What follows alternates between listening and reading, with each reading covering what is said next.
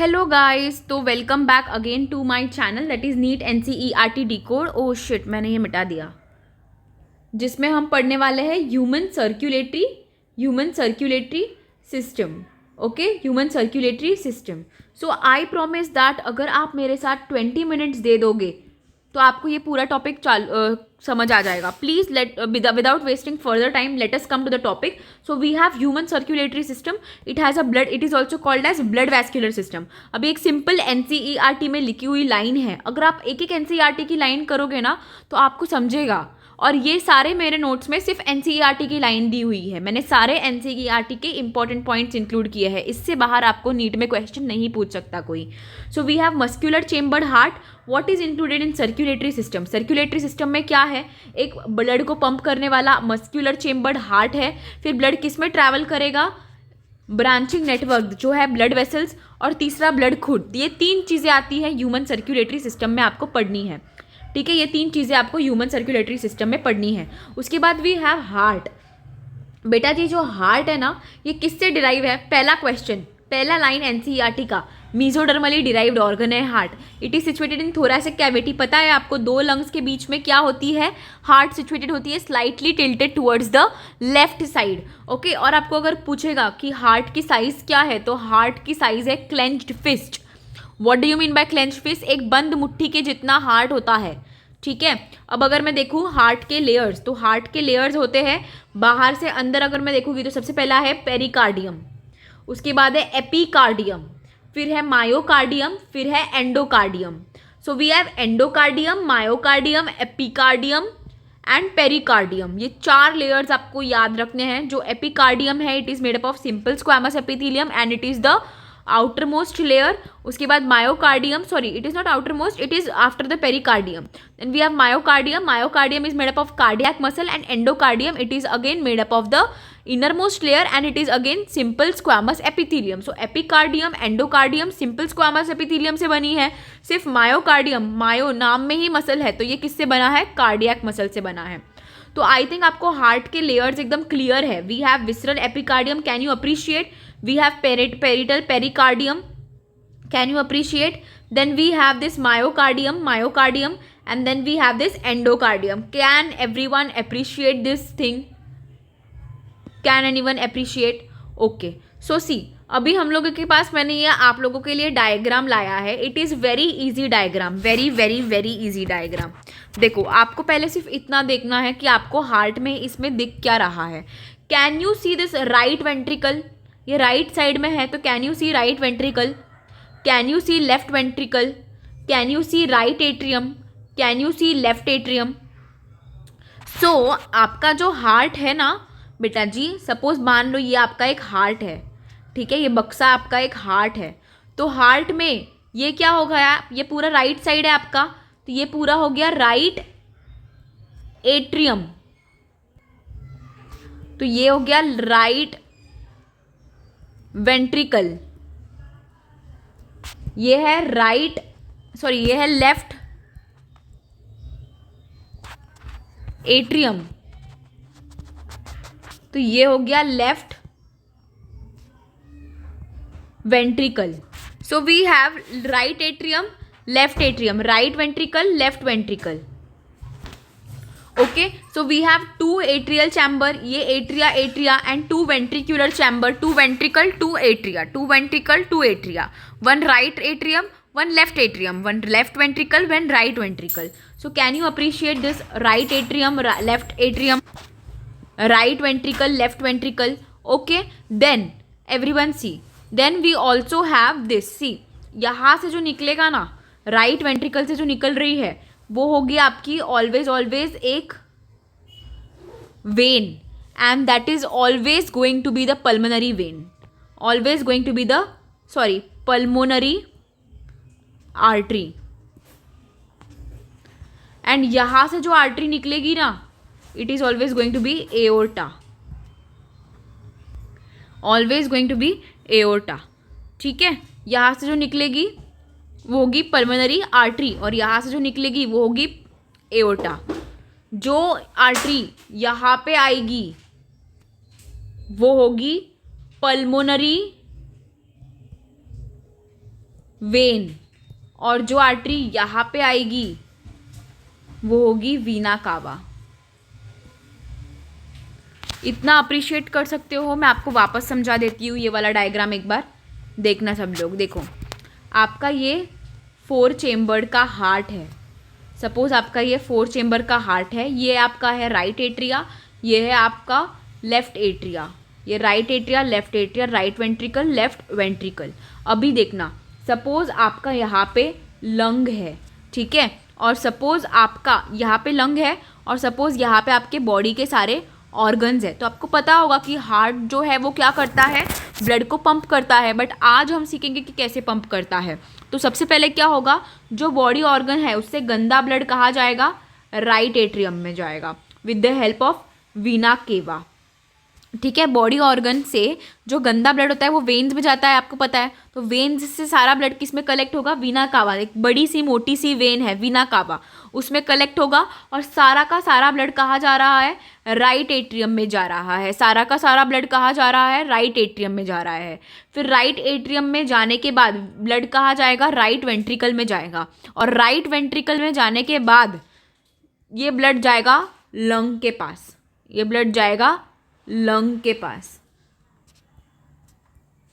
ठीक है, समझा, ये ब्लड कहाँ जाएगा, लंग के पास। तो सबसे पहले तो क्या हुआ, बॉडी ऑर्गन से गंदा ब्लड आया, गंदा ब्लड गया वीना कावा में, राइट एट्रिया में पहुंचा, राइट एट्रिया से राइट वेंट्रिकल में गया, राइट वेंट्रिकल से कहाँ गया, लंग के पास गया। अभी लंग के पास गया और लंग के पास क्या हुआ, वो जो डीऑक्सीजनेटेड ब्लड है that is it is high of carbon dioxide. तो लंग के पास तो आपको पता है, लंग के पास क्या होती है, एल्वियोलाई होती है, और ये ब्लड वेसल। तो अगर ये ब्लड वेसल में CO2 है तो ये आप एल्वियोलाई में दे दोगे और यहाँ का O2 आप ले लोगे। तो अब ब्लड क्या हो गया, ऑक्सीजन रिच हो गया। अब जो ये ऑक्सीजन रिच ब्लड है, ओके, O2 रिच ब्लड है, वो कहाँ आ गया, O2 रिच ब्लड कहाँ आ गया, ये CO2 रिच ब्लड था। ये क्या था, CO2 रिच ब्लड था। ठीक है, ये कौन सा ब्लड था, CO2 रिच। ओके, अब ये जो O2 रिच ब्लड है वो कहाँ आ गया, वो आ गया आपका लेफ्ट एट्रियम में। फिर वो लेफ्ट एट्रियम से ब्लड कहाँ जाएगा, लेफ्ट एट्रियम से ब्लड जाएगा वेंट्रिकल में। लेफ्ट एट्रियम से ब्लड कहाँ जाएगा, लेफ्ट वेंट्रिकल से, लेफ्ट वेंट्रिकल। और लेफ्ट वेंट्रिकल में से कहाँ जाएगा, बाकी के सारे ऑर्गन्स में O2 रिच ब्लड जाएगा और सारे ऑर्गन्स को एकदम हाईली ऑक्सीजन वाला ब्लड मिलेगा। एक बार वापस पाथवे पढ़ ले, एक बार वापस पाथवे पढ़ा लूँ। देखो पाथवे में कुछ नहीं है, सबसे पहले है कि ऑर्गन्स को एक अच्छा O2 रिच ब्लड मिल रहा है और ऑर्गन्स क्या करेगा, कार्बन डाइऑक्साइड रिच ब्लड को बाहर देगा, ऑक्सीजन रिच ब्लड को अंदर लेंगे। तो जो कार्बन डाइऑक्साइड रिच गंदा ब्लड है ना, वो कहाँ जाएगा, वीना कावा से राइट एट्रियम, राइट एट्रियम से राइट वेंट्रिकल, और राइट वेंट्रिकल से सीधा जाएगा लंग के पास। बोलेगा कि नहीं भाई अभी हमको शुद्धि करके आना है, अभी हम लंग के पास जाएंगे। तो लंग के पास गया, लंग के पास वो अच्छा शुद्ध होके आया। तो आने के बाद वो किस साइड गया, लेफ्ट एट्रियम। एट्रियम में जाएगा तो वेंट्रिकल में भी जाना ही है, और वेंट्रिकल में गया तो अभी वो शुद्धि वाला ब्लड है, अभी हर जगह पहुँचवाना है उस ब्लड को, तो वो सारे ऑर्गन्स में पहुँच गया। ठीक है, अभी हम सुनेंगे कि ये जो ब्लड वेसल्स है ना, ये 3 ब्लड वेसल्स, इनको क्या बोलते हैं। देखो जितने भी ब्लड वेसल्स है ना जो लंग से आपको निकलते हुए या जाते हुए दिख रहे हैं, उसको नाम दे देना है पल्मोनरी। उसको ना क्या नाम देना है, पल्मोनरी। मतलब ये लंग में क्या कर रही है, ये लंग में लेके जा रही है, सॉरी लेके आ रही है, लंग से लेके आ रही है पल्मोनरी, और ये लंग में लेके जा रही है, तो ये भी पल्मोनरी। अभी ऑपोजिट वी नो दैट यहाँ पे जो ब्लड है, ये राइट वेंट्रिकल से जो ब्लड यहाँ पे निकल रहा है वो कार्बन डाइऑक्साइड रिच है, तो वो वेन होना चाहिए। बट हमेशा लंग के केस में आप ऑपोजिट बोलोगे, लंग के केस में आप ऑपोजिट बोलेंगे। तो CO2 रिच ब्लड को अपन बोलना तो चाहिए था वेन में लेके जा रहा है, बट अपन आप इसको क्या बोलोगे, आर्टरी में लेके जा रहा है। और ये पल्मोनरी क्या हो गई, वेन। जो O2 रिच ब्लड है उसको बोलते थे आर्टरी, बट यहाँ पे हो गई पल्मोनरी वेन। तो आपको इतना समझ गया पल्मोनरी आर्टरी और पल्मोनरी वेन क्या है। तो पल्मोनरी वेन कहाँ से निकल रही है, लंग से निकल रही है, और कहाँ जा रही है, लेफ्ट एट्रिया में खुल रही है। और पल्मोनरी आर्टरी कहाँ से निकल रही है, राइट वेंट्रिकल से निकल रही है, और कहाँ खुल रही है, लंग में खुल रही है। तो जो भी लंग में जा रही है ना, ऐसे देखो लंग में कौन से जा रही है, उसको पल्मोनरी नाम दे दिया। उसके बाद बचती है ये एक जो लेफ्ट वेंट्रिकल से निकल रही है और सारे ऑर्गन्स में जा रही है, इसको आप बोलते हो एओर्टा। और जो ऑर्गन से निकल के राइट एट्रिया में जाती है उसको तो आप वीना केवा बोलते हो। तो आई थिंक आपको ये वाला पार्ट समझ गया है हार्ट का। ये वाला पार्ट समझ गया? एक और बार बता दूँ ये वाला पार्ट? ठीक है, देखो ये वाला पार्ट एक और बार पढ़ते हैं। जिन बच्चों को भी नहीं समझा है, मैं 3 बार, मैं 10 बार भी बताने के लिए रेडी हूँ, बस आपको समझ में आना चाहिए। सपोज बच्चों दिस इज आपका क्या है, ये जो है ना आपका बच्चों, देखो ये जो बच्चों है ये है राइट एट्रिया, ये है राइट वेंट्रिकल, ये लेफ्ट एट्रिया, ये है लेफ्ट वेंट्रिकल। अब क्या होगा, यहाँ पे है लंग, यहाँ पे है लंग, यहाँ पे है ऑर्गन्स। अब क्या होता है कि ऑर्गन्स है, ऑर्गन्स को क्या चाहिए, एकदम अच्छा खासा ब्लड चाहिए। ऑर्गन्स को एकदम अच्छा खासा O2 रिच ब्लड चाहिए, O2 रिच ब्लड। ठीक है, तो ऑर्गन के पास क्या आ रहा है, O2 रिच ब्लड आता है, O2 वाला ब्लड, O2 वाला ब्लड। और ऑर्गन्स बाहर कौन सा ब्लड देते हैं, CO2। ऑर्गन से जो निकलेगा वो CO2 रिच ब्लड है, और ऑर्गन में जो जा रहा है वो O2 रिच ब्लड है। तो देखो अब ये जो CO2 रिच ब्लड होता है ना, ये ऑर्गन से कहाँ जाएगा, राइट एट्रिया में खुलता है। ये ऑर्गन से कहाँ खुलता है, राइट एट्रिया में। राइट एट्रिया से वो कहाँ जाएगा, राइट वेंट्रिकल में, और राइट वेंट्रिकल से वो कहाँ जाएगा, लंग्स में। बोलेगा कि नहीं भाई अभी हमको शुद्धि करनी है, अभी हम जो O2 रिच है ना, हमको अभी अब जो हम CO2 रिच ब्लड, जो ऑर्गन से गंदा ब्लड आया है वो कहाँ गया, पहले वीना केवा के थ्रू, वीना केवा के थ्रू कहाँ गया, राइट एट्रिया में। राइट एट्रिया से राइट वेंट्रिकल, राइट वेंट्रिकल से वो कहाँ गया, लंग के पास गया। ओके, इतना समझा? उसके बाद लंग के पास जाने के बाद वो ब्लड पूरा शुद्धि हो जाएगी, उस ब्लड की, वो ब्लड पूरा शुद्ध O2 रिच हो जाएगा। तो ये जो O2 रिच ब्लड है वो कहाँ आया, O2 रिच ब्लड आया राइट एट्रियम में, O2 रिच ब्लड आया लेफ्ट एट्रियम में, सॉरी O2 रिच ब्लड आया लेफ्ट एट्रियम में। लेफ्ट एट्रियम से कहाँ गया, लेफ्ट वेंट्रिकल में, और लेफ्ट वेंट्रिकल से निकल के किस में गया, जो अभी हम लोगों ने देखा था इधर। समझा? तो अभी आप नाम दे सकते हो। तो इसको आप क्या देखो, देखो जो भी रिलेटेड टू लंग है, पहले मैं वो देखूंगी। जो भी रिलेटेड टू लंग है, तो ये मैं पल्मोनरी लिखती थी, मैं लिख लूँगी पल्मोनरी, और इसको मैं क्या लिख लूँगी, पल्मोनरी लिख लूँगी, पल्मोनरी लिख लिया। अभी देखो जो ऑक्सीजन रिच आ रही है उसको लिखना तो क्या चाहिए था मैंने, जो लंग से आ रही है ऑक्सीजन, उसको आर्टरी लिखनी चाहिए थी, बट मैं यहाँ पे लिखूँगी वेन। और यहाँ पे क्योंकि ऑपोजिट ही लिखना है, ये रूल है, ठीक है। अभी पल्मोनरी ये लेके जा रही है ब्लड हार्ट के लंग के तरफ, तो ये आनी तो चाहिए थी वेन, बट मैं क्या लिखूँगी, आर्टरी। और ये एक बड़ी वाली आर्टरी जो ऑर्गन्स को पहुंचवा रही है उसको मैं लिखूंगी aorta. I think I am done with the circulation वाला पार्ट। अभी ध्यान देना, अभी वेरी वेरी इंपॉर्टेंट पॉइंट। देखो जो हार्ट है ना, ये जो राइट एट्रियम है और राइट वेंट्रिकल है, इसके बीच ना ये 3 फ्लैप वाला कस्प प्रेजेंट है या वैल्व प्रेजेंट है, जो क्या करेगा, जो ओपन होगा तो सारा ब्लड क्या जाएगा, नीचे नीचे जाएगा। ये जो वैल्व है 3 कस्प वाला वैल्व है, तो ये जब ओपन होगा तो सारा ब्लड नीचे नीचे जाएगा, और ब्लड जब एक बार राइट वेंट्रिकल में आ गया तो ये वैल्व क्या हो जाएंगे, क्लोज हो जाएंगे। ये वैल्व क्या हो जाएगा, क्लोज हो जाएगा। ये वैल्व क्लोज हो गया, इसका मतलब क्या हो गया, वापस ब्लड ऊपर नहीं जा सकता, ब्लड एक ही डायरेक्शन में फ्लो करेगा। Same with left atria also. Left atria में भी क्या है, जो ब्लड है वो सिर्फ इधर भी क्या होगा, इधर भी एक कस्प होगा, बट इधर का जो कस्प है ना, यहाँ पे 3 वाला था, यहाँ पे सिर्फ 2 वाला कस्प है। यहाँ पे 3 वाला कस्प था ना, यहाँ पे 2 वाला, मतलब जो ब्लड है वो सिर्फ लेफ्ट एट्रिया से लेफ्ट वेंट्रिकल में आ सकता है। तो आपको क्या लगता है, हर एक ओपनिंग में ये रहेगा, यहाँ पे एक ओपनिंग है, यहाँ पे एक ओपनिंग है, यहाँ पे भी तो एक ओपनिंग है, तो यहाँ पे रहेंगे सेमीलूनार वेल्स। यहाँ पे कौन से रहेंगे, semilunar valve. Okay, semilunar valve. अभी आप देखोगे यहाँ पे, देखो can you appreciate this right ventricle जो हमने यहाँ देखा, can you appreciate right ventricle, can you appreciate left ventricle, yes we can appreciate, can you appreciate left atrium, yes we can appreciate, can you appreciate right atrium, yes we can appreciate. Now मैंने आपको एक बात बताई थी, मैंने बोला था tricuspid valve के बारे में, तो can you appreciate this tricuspid valve over here, tricuspid valve को अप्रिशिएट कर सकते हो ये, हाँ, तो ये रही tricuspid valve. Can you appreciate this bicuspid valve, हाँ, बाइकस्पिड वैल्व भी दिख रही है यहाँ पे।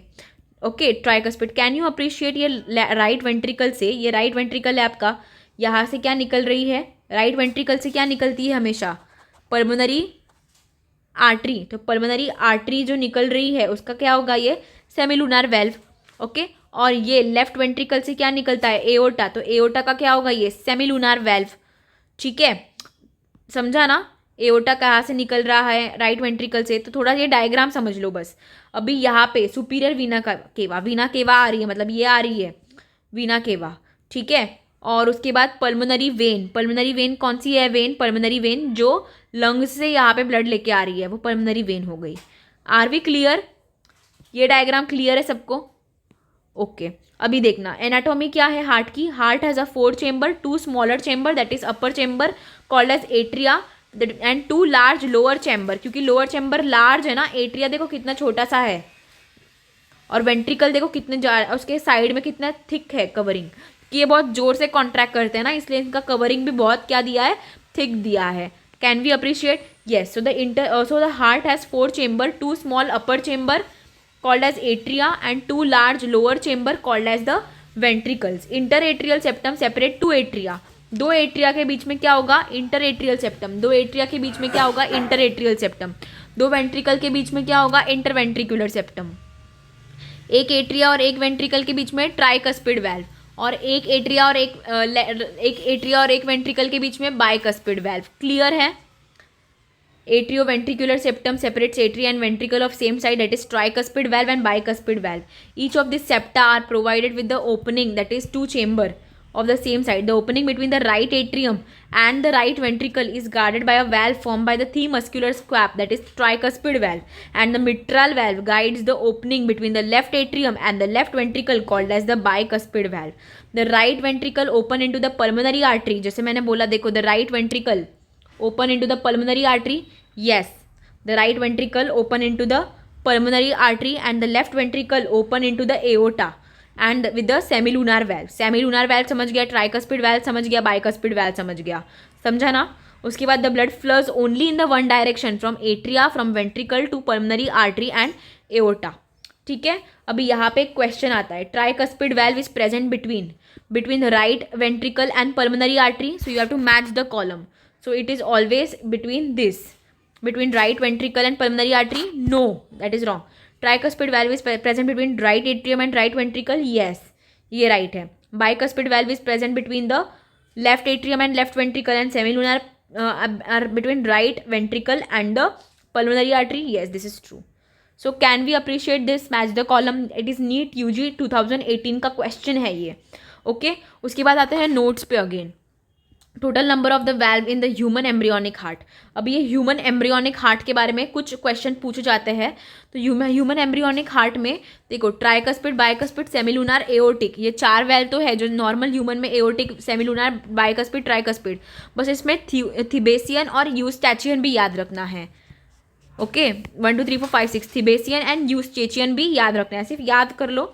एंड याद रखना कि in embryonic heart there is a small opening, foramen ovale is present between the inter atrial septum. अभी नए हार्ट में कुछ नहीं है, there is only intra atrial septum, right. But पुराने हार्ट में there was opening between the inter atrial septum, उसको बोलते थे हम फोसा ओवैलिस, ओके, उसका बोलते थे हम फोराम एंड ओवैले, जो आफ्टर बर्थ क्या हो गया है, fossa ovalis. And in embryonic heart there was a small duct which connect the pulmonary artery to the aorta which is modified into the ligamentum arteriosum. तो ये वाला पार्ट सिर्फ आपको लर्न करना है। आई थिंक आपको ये वाला पूरा सर्कुलेशन वाला पार्ट समझ गया है, आपको ये वाला डायग्राम समझ गया है, आपको ट्राइकस्पिड, बाइकस्पिड, ये जो वेल्व है between the right atrium, right ventricle is the tricuspid valve, and left atrium, left ventricle is the bicuspid valve, and semilunar valve is between the right ventricle and the pulmonary, ये क्या है, pulmonary artery के बीच में semilunar, and aortic between the left ventricle and the aorta is the aortic valve. समझ गया ना, flow of blood भी आपको समझ गया। उसके बाद देखो यहाँ पे ध्यान दो, कैन यू अप्रिशिएट दिस, अब आप ये खुद से बोल सकते हो। देखो ये क्या है, ये लेफ्ट एट्रियम है, ये क्या है, ये राइट एट्रियम है, ये जो है ना ये आप देख रहे हो, ये पल्मोनरी वेन्स है। पल्मोनरी वेन्स क्या है, कैरी ब्लड फ्रॉम लंग, ठीक है। अभी कैन यू अप्रिशिएट दिस, हाँ, इसके कुछ जो मसल्स है वेंट्रिकल के वो ऐसे हैं, इनको बोलते हैं हम पैपिलरी मसल्स, इनको हम क्या बोलते हैं, पैपिलरी मसल्स, इनको बोलते हैं हम पैपिलरी मसल्स, इनको बोलते हैं हम papillary muscles. And can you appreciate chordae tendineae, धागे जैसे स्ट्रक्चर, कॉर्डेट एनिडे, ये क्या करते हैं, ये हमेशा ये पैपिलरी मसल से जुड़े हुए होते हैं और ये क्या करते हैं, ये जो फ्लैस्प है ना इसको ओपन रखने का काम करेंगे ताकि ब्लड आ सके वेंट्रिकल में। कौन सा, tricuspid valve and bicuspid valve को ओपन रखने का काम करेंगे कॉर्डेटेनिडे।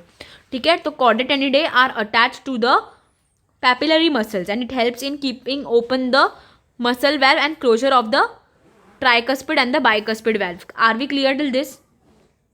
So flow of blood समझ गया हार्ट में, ट्राइकस्पिड बाइकस्पिड समझ गया आपको, and you understood know everything. एक बार मैं वापस लास्ट बार बता दूँ, flow of the blood in the heart, एक बार मैं वापस flow of the blood in the heart समझा दूँ। देखो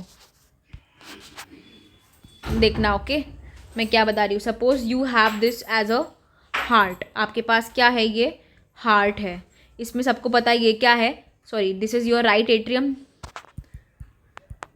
right ventricle, left atrium, left ventricle, आपको पता है। इसके ऊपर क्या है, आपका लंग है, और यहाँ पे है आपके ऑर्गन्स, यहाँ पे है आपके ऑर्गन्स। ऑर्गन से गंदा डीऑक्सीजनेटेड ब्लड जाएगा, कहाँ जाएगा, राइट एट्रियम, राइट एट्रियम से कहाँ जाएगा, राइट वेंट्रिकल, और राइट वेंट्रिकल से कहाँ जाएगा, सीधा लंग्स की तरफ जाएगा। बोलेगा कि नहीं भाई मुझे अभी राइट वेंट्रिकल से सीधा शुद्धि की ओर जाना है, शुद्ध होना है।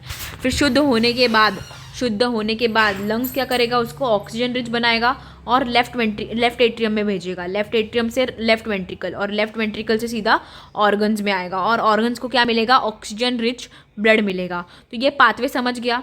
बस यहाँ पे क्या याद रखने का है, यहाँ पे होता है आपका ट्राइकस्पिड वाल्व और यहाँ पे होता है आपका बाइकस्पिड वाल्व।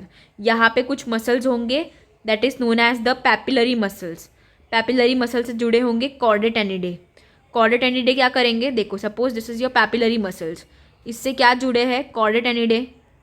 ओके, ये क्या करते हैं, ये जो आपका बाइकस्पिड वाल्व है या ट्राइकस्पिड वाल्व, इसको ओपन रखते हैं ताकि क्या होगा, ब्लड इजीली आएगा।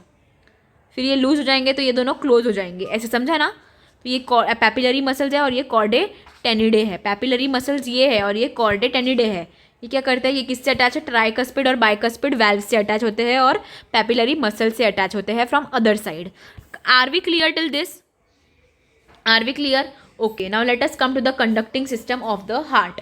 अभी conducting system of the heart में यहाँ पे याद रखने का है कि upper right side of the right atrium we have SA node, and then on the lower left side of the right atrium we have AV node. देखो अभी what do you mean by this conducting system of the heart. याद रखना बच्चों, जो heart होता है ना अपना, वो एकदम ऑटोमेटिक होता है, उसको किसी के इसकी ज़रूरत नहीं पड़ती। जैसे कि आपको हर एक चीज़ के लिए, हर एक काम के लिए ब्रेन की ज़रूरत पड़ती है, मतलब ब्रेन सिग्नल देगा फिर वो करेगा, ऐसा नहीं होता। हार्ट के पास खुद अपने इंतज़ाम होता है कि उसको ब्रेन के सिग्नल्स की ज़रूरत नहीं होती, वो अपने आप अपने सिग्नल्स की तरफ से क्या करेगा, डीपोलराइजेशन करेगा या कॉन्ट्रैक्शन करेगा। ठीक है, फॉर एग्जाम्पल जो आप इसीलिए ये ऑटोमेटिसिटी कैसे है हार्ट के पास, हार्ट इतना ऑटोमेटिक क्यों है, तो हार्ट के पास होता है एसे नोड, हार्ट के पास होता है एवी नोड, हार्ट के पास होता है बंडल ऑफ हिस, हार्ट के पास होता है आपका Purkinje fibres. Okay, Purkinje fibres, heart के पास होता है bundle of His, AV node, SA node. अभी जो एसे नोड है ना वो क्या करेगा बताऊं। सपोज देखो, आपको पता है कोई भी मसल कैसे कॉन्ट्रैक्ट होता है, जब वो सपोज कोई भी मसल तब कॉन्ट्रैक्ट होता जब उसमें क्या होगा, डीपोलराइजेशन होगा। तो सबसे पहले क्या होगा, एसे नोड क्या करेगा, कॉन्ट्रैक्ट करेगा।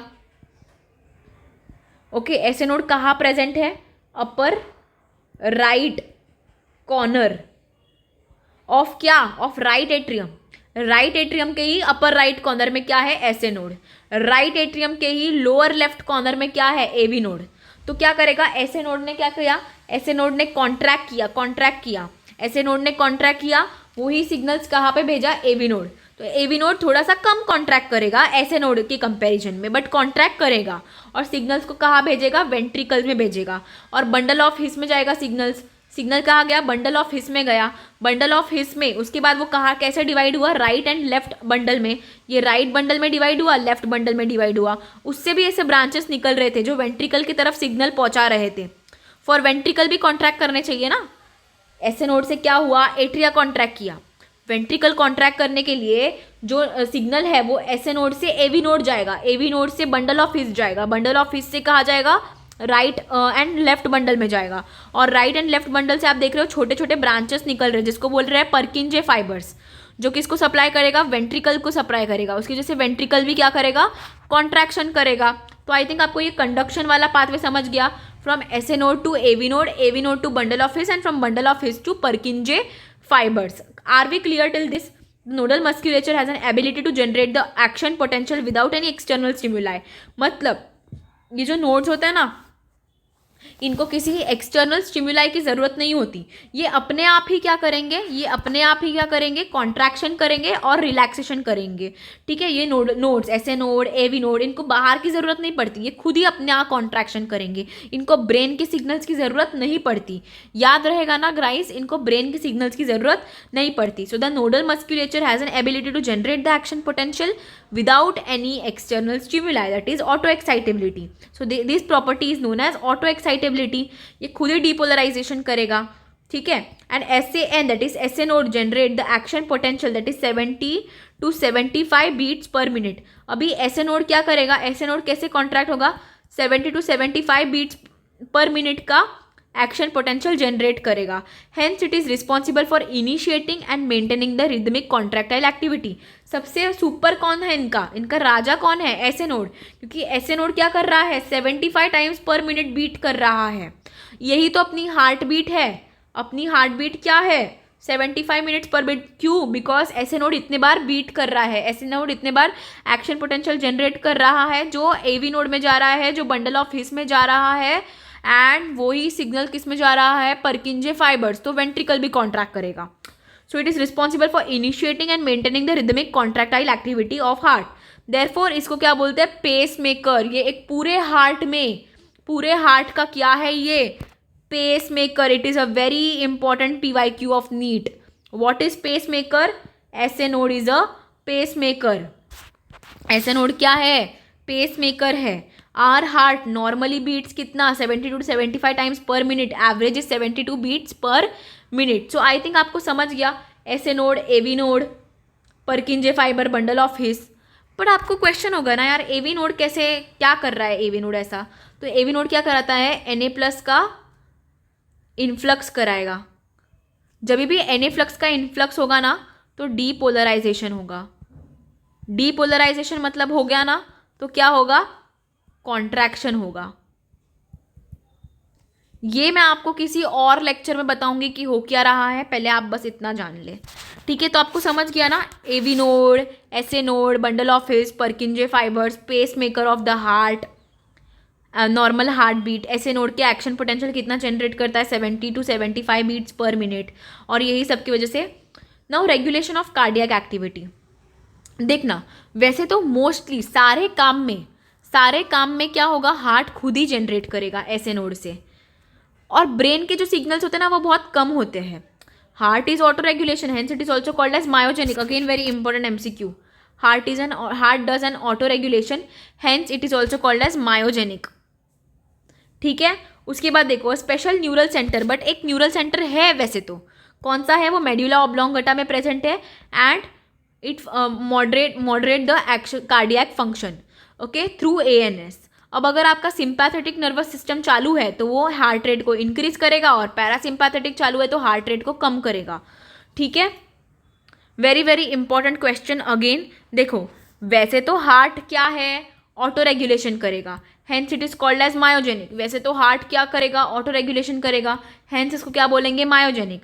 बट एक स्पेशल न्यूरल सेंटर प्रेजेंट है मेड्यूला में, okay, and that can moderate the cardiac function through ANS, that is called as SNS and ANS, okay. अभी देखो, आपको पता होगा what do you mean by sympathetic nervous system. Sympathetic मतलब क्या, जब आपका एकदम ऐसे आपको सांप दिख जाए, या आपको कोई और दिख जाए, मतलब सांप दिख जाए, या आपको ऐसे रोड पे आपको टाइगर दिख गया, सपोज आपको लायन दिख गया, तो आपकी हार्ट रेट फास्ट हो जाती है।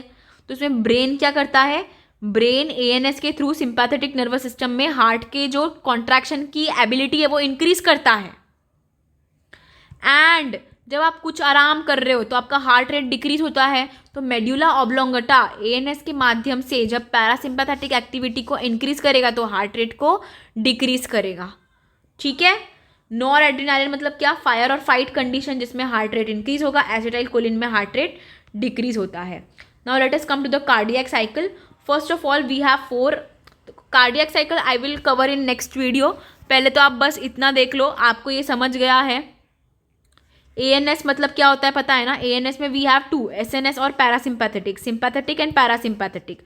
सिंपैथेटिक नर्वस सिस्टम में हार्ट रेट इंक्रीज होगा और टैकीकार्डिया होगा, क्योंकि मेड्यूला ऑब्लोंगेटा से जो सिग्नल आए हैं वो एएनएस के थ्रू हार्ट पे जाएगा और हार्ट रेट को बढ़ाएगा जब भी आपको कोई ऐसे फाइट और फ्लाइट कंडीशन, फियर कंडीशन होगा।